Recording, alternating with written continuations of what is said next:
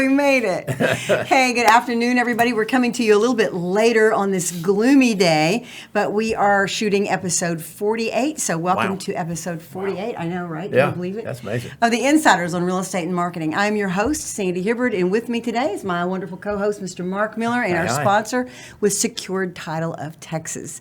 And today we have a really big show. We're going to look at the big picture in DFW, the 2024 housing market forecast. So don't hold us to it, but at least you're going to hear a lot of good stuff today.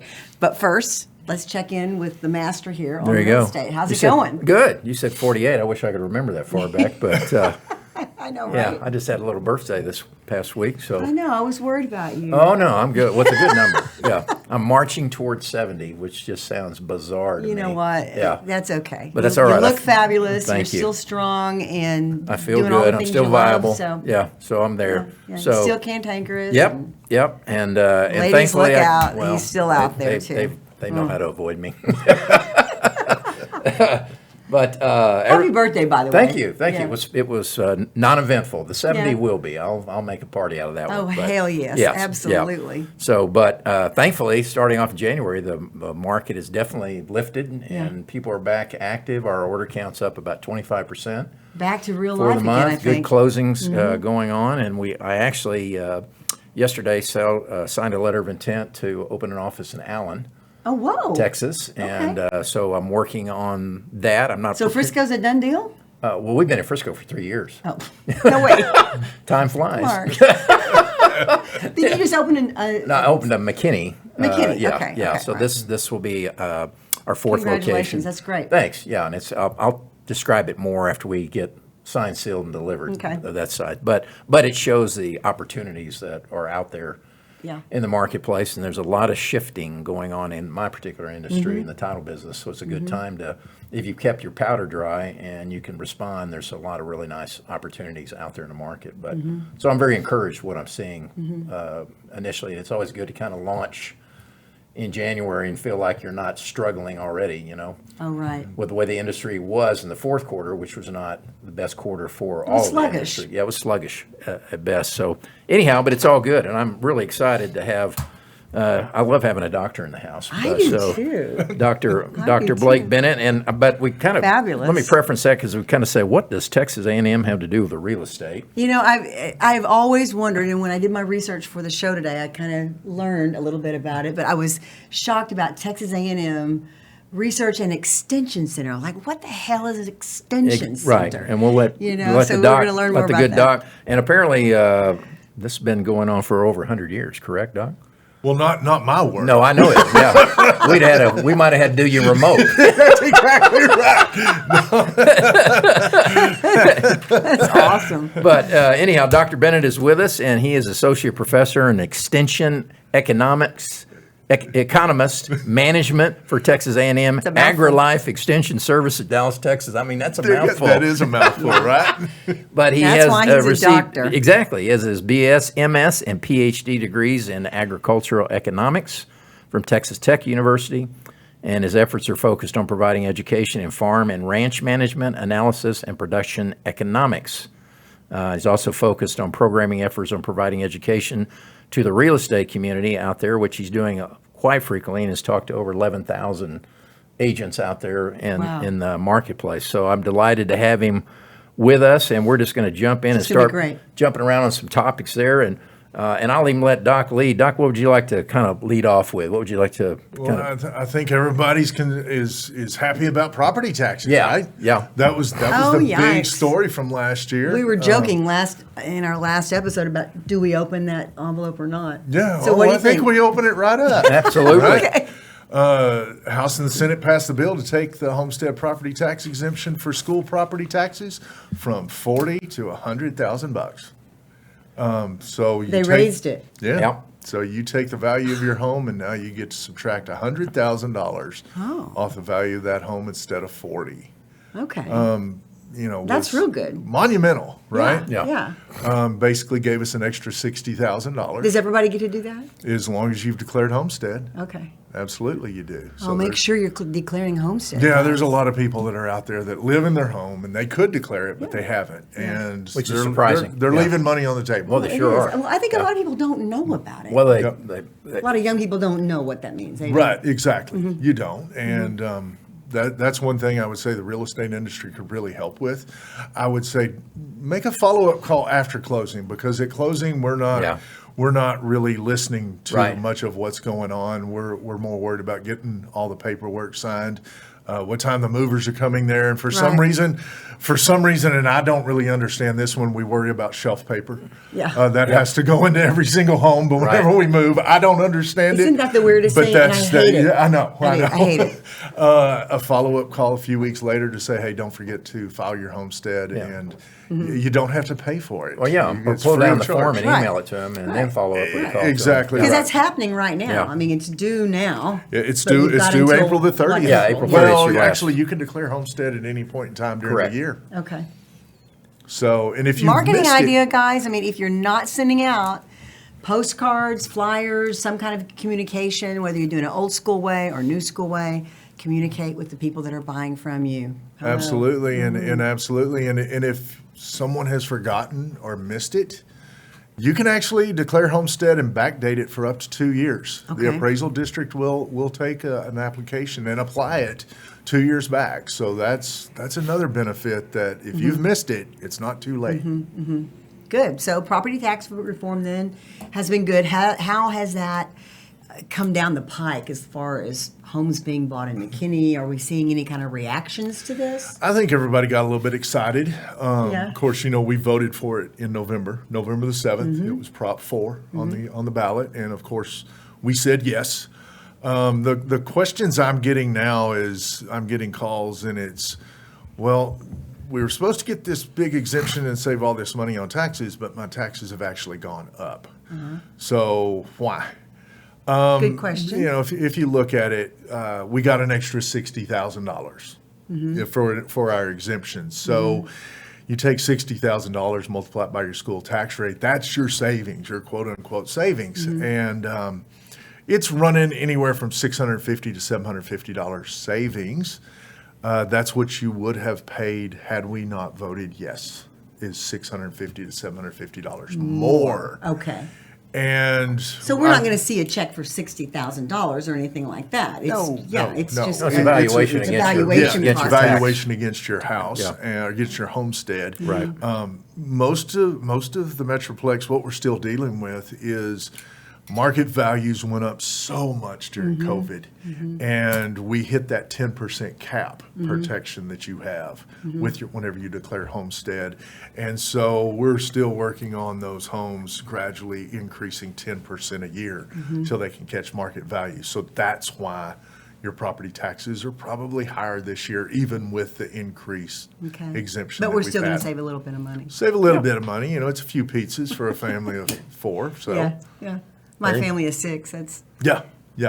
Well, one thing we know milk. for sure is that real estate's not slowing down. So in terms of forecasting, kind of what do you see in 2024 compared to 23?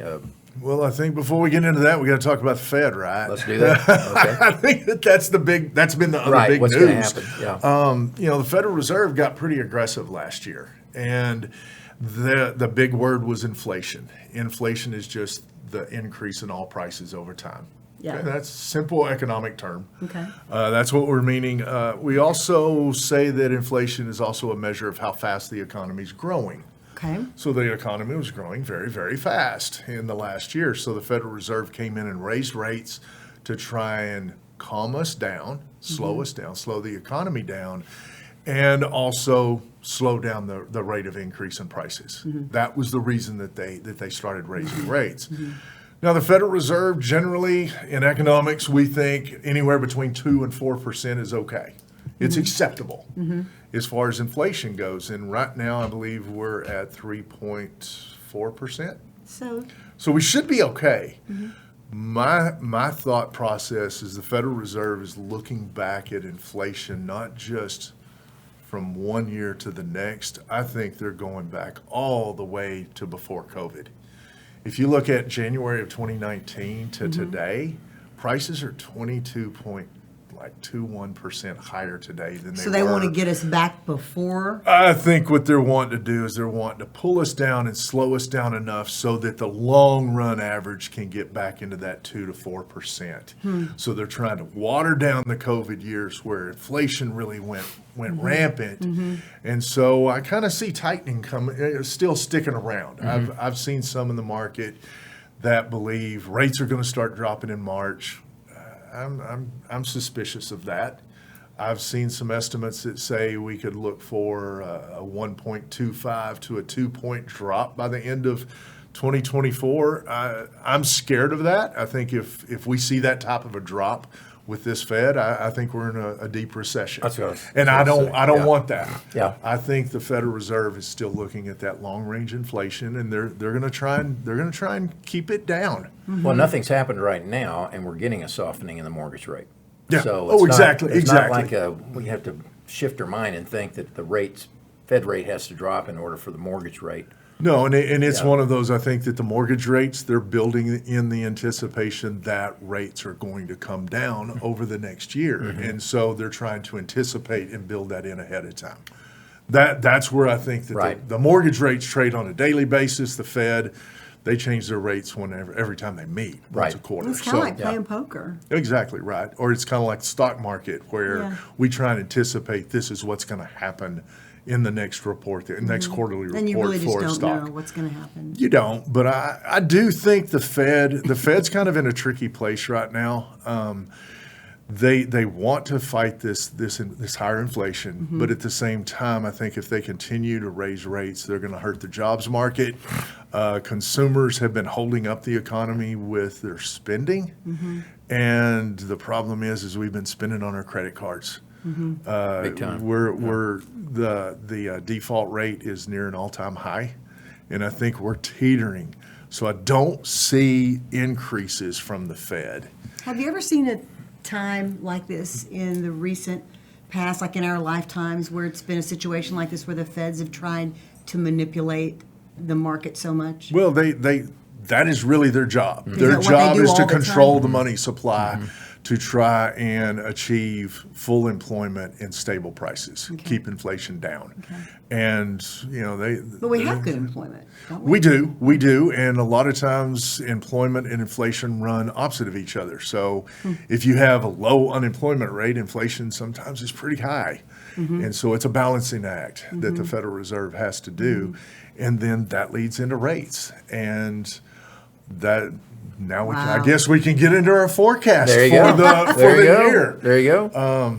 I've run the numbers, and I'll give you a median value for the prices. I think that number one, the DFW housing prices are highly tied to the gross domestic product associated with DFW. That's the value of everything we produce Okay. here. That is going to continue to grow, it looks like, in Yeah. 2024. I think we're going to probably see housing prices for 24 that are going to be 2 to 5% higher than they were in 23. I think we're going to be okay there. All right, good. So if you bought a house last year or 2 years ago? Yeah, I think you're going to see some appreciation in the value. Now we come down to, okay, that's the average price, but there's such a thing as a spring market in this market. And I've tested that with numbers. January is the lowest price we're going to see for the year. Okay. And we usually start off about 6% below what the average is going to be for the entire year in January. Okay. We start increasing, and we will reach a peak in June. That's usually about 5 3/4 above that average price. So from right now through June, I'm anticipating probably an 11 to 11 3/4% increase in price. Wow. Wow. That's what happens on average since 1990, year after year after year. That's the average increase. We start to pull back, and we reach a bottom. We bottom out again in October, and then we start back up. So whenever you said, yeah, it's starting to pick up, yeah, it's supposed to. Yeah, exactly. It does Yeah, all yeah. the time. Right. And it's not surprising that that's what you're saying. We've got a lot of pent-up demand. I didn't realize, though, that prices escalated that much within that 6-period. Well, month I period. mean, I don't know, you might have that statistic or not, but I mean, what's been the appreciation run for the last 5 years? Oh, And well, over 10%? let's not talk about the last 5 years because we got COVID. Yeah, we got Okay. 2 years in here that's and the just- COVID years, we've got to throw that out. Okay. But I can tell you that normally, I think it's 87% of the time over the last 20 years, the Dallas-Fort Worth Metroplex, this year's highest price has been higher than last year's highest price. Okay. 87% of the time. So we're in an uptrend. Yeah. Period. Yeah. This market trends up. Is that It a Dallas or is that nationwide? That's Dallas-Fort Worth. Okay. I'm not even talking about Houston. I'm not talking about Texas. Okay. I'm Cool. talking Dallas-Fort Worth. Our world here. It is a strong housing market It here. has been for Do you years. distinguish in any way when you're doing your research between new home and resale? I do not. Okay. I just do home sales. Okay. I can tell you that in my estimate, as far as the average price or my forecast of the price, I do include new home permits is one of the variables. Okay. It is highly correlated with price. Okay. So absolutely, and that gets into population. We need places to put everybody that's coming in. I think before we came on air, you were saying something, around 25,000 people per month moving to the Metroplex. Yeah. Yeah, I mean, they're coming here for a reason. This market is so sweet. It is. It's drawing and the them job in. market is so sweet. So that holds up gross domestic product, which Okay, helps yeah. to support housing prices. Keeping things up and there. 25,000 people. If you say an average of 4 people per house, that's over 8,000 new dwellings that we need every single month just to keep up with population growth. Incredible. That's wild. Now, dwelling could be an apartment, it could be a condo, it could be a house, but we've got to put them somewhere. Do you think that we're going to see a change in typical Dallas lifestyles? Typically Dallas is the 3-bedroom, single family dwelling. Do you think with all of this growth that we're seeing, and we were talking earlier before the show about Dallas's growth is going to be like New York's in some years to come. So if that's going to happen, are we ever going to start changing and going up? Or are we still just going to spread out? What's your feelings on that? Area to spread out. We do. I That can is say true. that, and a lot of people can work remotely from home, so that's going to help.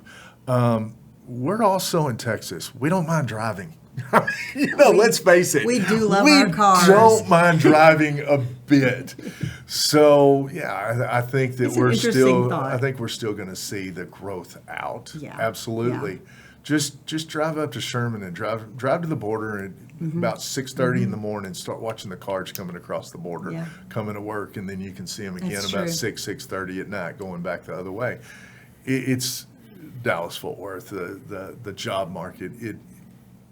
Draw about a 2-hour circle around Dallas drive time, and that's where we pull people to work. Do you give any credence to looking at counties as well as when you go through and look at your analysis? As far as the analysis goes, I get my data obviously from the real estate center down Right. on campus, Right. and they have major metropolitan data all the way back to 1990, monthly data. Individual counties, they didn't start tracking that until 2011. Okay. And so for someone like me that's more interested in holding to the statistical, being solid there, I want more data. I want more years. And in particular, I'm interested in capturing that 2008 crash. I want to make sure that that's in my data set. And so going back to 2011, I don't get that. So a little bit shakier. I don't mind looking at it on an individual basis, but as far as to use it to do a forecast, I'm not. I want to stay away from that. What are your forecasts for these counties out here? Well, I mean, nothing but growth. Yeah. I mean, it's.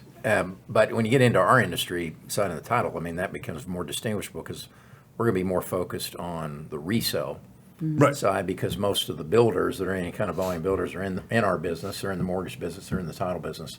So that's not available opportunities for us necessarily. We have one builder account, but they're under 100 homes a year, which I love. They're nice sized houses, but So I don't really look to the home building side as much, although I think it's been a nice variable when rates were climbing because the builder was more willing to do a buy down and Sure. could package something together for the buyer versus the listing seller was not as giving, and they had embedded in their mind what they wanted in their price, and they weren't Right. necessarily thinking strategically how to sell it from Right. that side. So Well, and talking about all of this, with this growth, we know that there are not enough new single dwellings out there. No. What are we going to do? Well, we are stretching out, and a lot of your new growth is in the fringe. You're seeing a lot of these smaller towns; they are exploding. I was over in Weatherford just yesterday, and they were commenting on a town that they just graduated the last high school class that's under 100. The freshman class, I believe, has 190. So it's Wow. doubled Yeah. in 4 years. And it's going to continue to grow, but their infrastructure isn't there yet. Yeah. And you mentioned beforehand, water is still an issue. It is still an issue. And roads, water and roads. But I still say, my definition of the DFW market is getting wider and wider and wider every single day. Yeah. We stretch out further and further into other counties. And they follow our trends. We've got price trends. We've got sales trends actually too. Sales. If everybody's saying January, oh no, we're off on sales. Well, we're supposed to be. Usually, January will usually be about 35% below the average number of sales per month that we get by the end of the year. But people could get it cheaper if they buy in January. That's I can tell you, if But I I'm guess buying it's- a house, I'm buying in January, but then again, I'm a guy. I don't go shopping, I go buying. Right. I don't say the word shopping. Right. Show me what's on, show me the availability, Yeah, and I mean, it's I'll the thing. pick from what's out I there. can't tell you how many marketing pieces I've done for realtors that say, buy in the winter because you're going to get a better deal, but then, you don't have as much inventory there too. So, That's exactly right. But Wild. now's the month. If I'm in the market to buy, I'm buying now. now, do you track inventory in any way? I do. Yeah. Well, I track inventory through what Texas A&M Real Estate Center Right. puts out. Okay. I know that December's inventory, I think, was 3.2 months, and this month is the November inventory was 3.2. December, I think, was 2.6. Okay. So it's falling. And if you buy into we need 6 months supply for a stable market, we're still tight. When's the last time we had that? Well, a long, long time Yeah. ago. And I don't know where the data is that says that that's true. Yes, that's in fact Right, a yeah. thing. But sometimes statements like that are self-fulfilling prophecy. Mm-hmm. If we say we need 6 months supply to have a stable market and we've got 2.6 this month, we're short. So it's a seller's market, so prices are going to stay supported. I think 2024 is going to be a dichotomy. I think prices are going to stay up. I'm forecasting sales to come down a little bit. The Fed definitely, their rates definitely do impact the number of sales. I think we're going to probably see anywhere from 5 to 8% drop. That means, yes, the pie is getting smaller. That's what I'm forecasting right now. But I'm going to also say the number of forks at the table eating that pie are smaller because we've lost a lot of real estate agents. They've dropped off over the last couple of years. So each individual slice of pie may actually be the same size, even though the pie I think is going to get a little bit smaller. Okay. So what other things do realtors need to be looking out for in 2024? People With all moving this in. knowledge? People moving in. Let's talk about that. And Mark, how does that go with their marketing? What are we going to do about that? I think we're going to see a greater and greater percentage of closings that the driver's license is going to be from outside the Metroplex or even outside the state. West Texas moving here, South Texas moving here, California, Oregon, Colorado, you name it. And so the question becomes, how do you catch people that are in California and moving to DFW? How do you get in front of them? I did a simple Google search last night, and I just typed in relocating to DFW. Everything that popped up were all these moving companies, which makes sense. They're a relocation company. Yeah. My question is, how do they do it? How do they how does a relocation mover whatever van lines. How do they, if they're based in Dallas, how do they market to somebody in California? And I think it would be an interesting networking group to sit down with them and say, how do you do it? Yeah, it would. As a real estate agent, how do you as a moving company, How do you reach them? Yeah, in the old world, absolutely. it's there, but it's not as focused as it used to be. But it used to be that you get engaged in the regional chamber of commerce. And Right. from that, then if you got in and became a member and got on committees and things of that nature, you became more aware of what Yes. activity is happening as corporations are looking to relocate. I think those things are still valid. They're very Mark. valid, I but really they're do. but they're Oh, not. absolutely. We're not navigating into that type of membership or focus. And on the other thing we talked about earlier is the national meetings. Yeah. Whatever those national brands are, where Yeah. they're going there and they're networking with people out of all over the country, Right. making those contacts. Because I asked the Cokers, if you remember when we had them on, what do you benefit when you go to those meetings? You like the contacts. When Right. we work that room, Sure. we get people And connect that with is people important all to over real the estate country. agents. Yeah, It's who you meet. Yeah. You've got to get out from behind this thing right here. You Yeah, know? I And- agree. And I think the networking, we're kind of going back to some old school marketing methods here that I think are still so valid. And every day in my job, it is an exercise in trying to figure out how to get in front of people. Yeah, I mean, How I'd to be cut through the targeting noise. attending an Inman News conference Absolutely. or an NAR. Go to your local conference. BNI that Yeah. has very set rules for getting in front of a variety of industries, because the more industries that you can get in front of, the more knowledge you're going to gain about people who are coming here and working and what's going on. I mean, it just makes sense. Right. Absolutely. But I think that marketing, our current marketing climate, has made everybody lazy.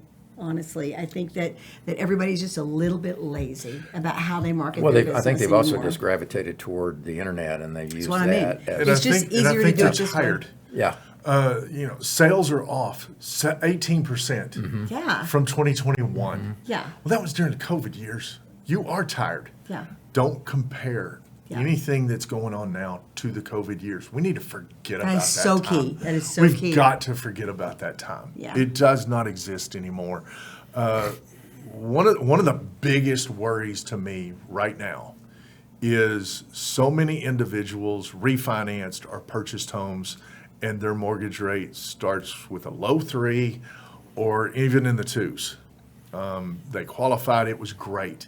Those same individuals today might be facing property taxes and insurance has increased, so their mortgage is $500, $600, $700 a month more than it was whenever they first refied or purchased. That can hurt That is a real number. Yeah. And in particular, if we have continued our spending and we financed it through credit. Everyone's saying that they're married to their mortgage and I'm going to die in the house with that 275 or 3 or low 3s. I say that the mistress in the room that could break up that marriage could very well be property taxes and insurance. Absolutely. They've increased enough that it could put some people in a bind. And they're rich in equity, but they're cash poor. So poor. they could very well And cash when you out. can't make enough money, cash flow money, to pay down the credit cards, you can keep it going.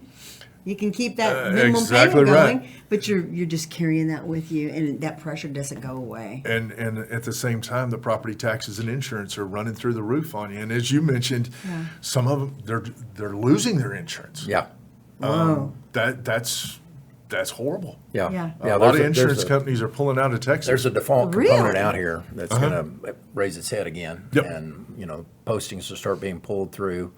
They're only pulling through at about 10% right now. But And those people that possibly are going to be forced to move, they're going to stay in the area. Yeah. Because their job's here, their kids are here. They're going to be looking to sell and then buy something else likely, because again they're going to take a lot of equity out of the house. It's just property; they can't cash flow it. Yeah. There's a Yeah. difference, and I think that could be a change that we could see coming on starting this year potentially. That's a wild card that could drive a lot of sales. Interesting. Well, guys, we've run out of time. How about that? Already. So much to talk about. I do want to hear 3 things you want to leave with our audience, but while you're thinking about that, I'm going to have Marc tell me what 3 things have you gotten out of this today. I don't want it to be doom and gloom. I know Well, we've talked about some things that No, are I kind don't of think scary, it is. But I think the first thing is, which I love statistics. yeah. And I think this is that time when statistics in the selling process for realtors, they should be more engaged in understanding some of the things we've talked about, Yeah. trends, statistic, price appreciation, those type of things. And I would assume that they would have those kind of resources as they went to the website, correct or not correct? With Right. just Or information available to the public, absolutely. right? Okay. Yes. So educate. I'm always on the educational side, but Yes. I really believe statistics because I would be focusing a lot more on the appreciation aspect of the home investment than I would be on the mortgage rate. And that's just the simplicity of where we are, thankfully, that if you get in, your values are going to rise. You're making an investment, really, to that side, Exactly. and not so worried about That's the rate. the really good news. Yeah. And then I would, just to the point of what we were concluding with, just, interviewing your database. And just, that's not about calling and saying, what are you thinking about buying or selling? This is the time to say, how are you doing? And what's your condition? And have your taxes gone up? And insurance, are you okay there? And is that manageable? What are your thoughts about this year? And are you expanding, contracting? Those are the kind of the conversations I'd be getting into to really go back to your database and just get a checkup from the neck up on how they're doing. That's good. That's right. I love To that side. So, So and then just, we've talked about networking, but find some way to get out into a more global community that you could potentially reach and tap into that might become future sources of referrals to you. So those are 3 of the thoughts I have. awesome. Thanks, Marc. What about you? 3 things. 3 things. Right now should be the lowest price of the market for this year. Okay. Everyone's worried. Are we going to have a spring market? There hadn't been a year since 1990 that we haven't had a spring market. It's going to come. Prices are going to go up. Can I guarantee that they're going to be 11.75, 78% higher in June? No, I can't guarantee it's going to be that high, but prices in June are going to be higher than they are today. Yeah. And the number of sales are going to be higher. It happens all the time. Yeah. I've just put the numbers to it. Yeah. I've tested whether or not there is a spring market, and there is. Okay. Calm down. Take a breath. It's going to be okay. Yeah, you're going to have to hustle. Forget about COVID. You're going to have to hustle. Good. But the market's going to be there. The prices are going to be there. And I think the total number of sales are going to be. We're just going to have to work at it. And going back to your checkup, I think another thing that you ask is, you got any friends that might be moving to the area too? right. Yeah, where do all your buddies live? Exactly right. Right. Especially Yeah. someone coming in from out of state. But population continues to grow. That means that people are going to be looking for places, and they're going to need the service of the real estate industry, period. Job security for those who are willing to work Exactly right. in market. Exactly right. It's awesome. Well, thank you Thank for being you. on the show, and with all of your knowledge and infinite wisdom. It's been good. I don't know about infinite. Well, I'd say finite wisdom. How about that? All your good wisdom. 3 things I would leave is piggyback off both of you. Network. I think that getting out in front of people is so key right now. There's so much noise in marketing. There's so much chatter going on with what network you're going to be on and how many posts should you do a day. And if that is all you're thinking about in your marketing, you're missing the mark. There is more to marketing your business than social media, guys. Billboards. Now I'm going to get on this because you're right. With all the people that are coming into town, all the people that are driving in traffic, I'm not seeing a lot of real estate billboards. Now, I know they cost a lot of money, but it's something to think about. Every now and then I will see one of those smaller billboards with an agent that's been on there forever. Right. And at least it's good recognition. So definitely some old school methods, definitely some networking. And I love what you said. Just calm down and tell your story and get out and meet people, and everything's going to be okay. Tell me what you do. We will see you next month, the month of love in February, and I hope that you have one and have some and make it good. We'll see you in February. Ciao. Ciao.